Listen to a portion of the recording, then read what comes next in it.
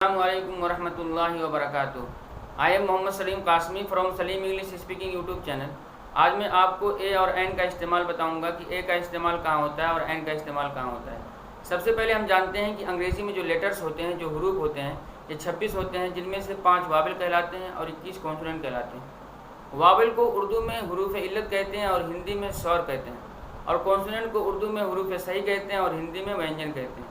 तो वावल 5 हैं, ए, ई, आई, ओ, यू, और इसके अलावा 21 हरूफ ये कॉन्सोनेंट कहलाते हैं। अब हम ए और एन का इस्तेमाल देखते हैं कि ए का इस्तेमाल कहाँ होता है और एन का इस्तेमाल कहाँ होता है। सबसे पहले हम जानते हैं कि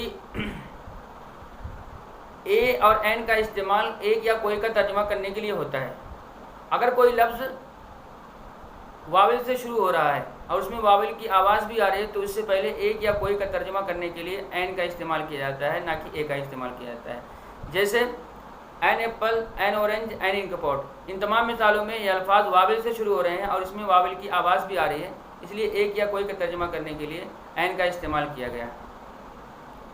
इस तरीके से अगर कोई लफ्ज़ वावल से तो शुरू हो रहा है लेकिन आवाज़ कॉन्सोनेंट की आ रही हो, तो उससे पहले एक या कोई का तर्जुमा करने के लिए ए का इस्तेमाल करते हैं, ना कि एन का इस्तेमाल करते हैं। जैसे ए यूनिवर्सिटी, यूनिवर्सिटी में ए यूनिवर्सिटी, ए यूज़फुल।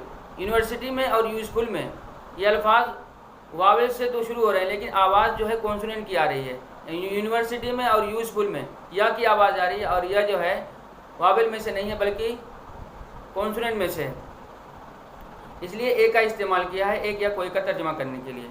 इस तरीके से अगर कोई लफ्ज़ वावल से नहीं शुरू हो रहा बल्कि कॉन्सोनेंट से शुरू हो रहा और उसमें कॉन्सोनेंट की आवाज़ भी आ रही है, तो इससे पहले एक या कोई का तर्जुमा करने के लिए ए का इस्तेमाल करते हैं। जैसे ए बॉय, ए गर्ल।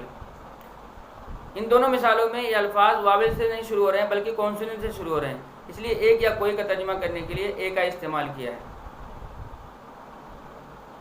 इस तरीके से अगर कोई लफ्ज़ कॉन्सोनेंट से शुरू हो रहा है लेकिन आवाज़ जो है उसमें वावल की आ रही हो, तो उससे पहले एक या कोई का तर्जुमा करने के लिए हम एन का इस्तेमाल करते हैं, ना कि ए का इस्तेमाल करते हैं।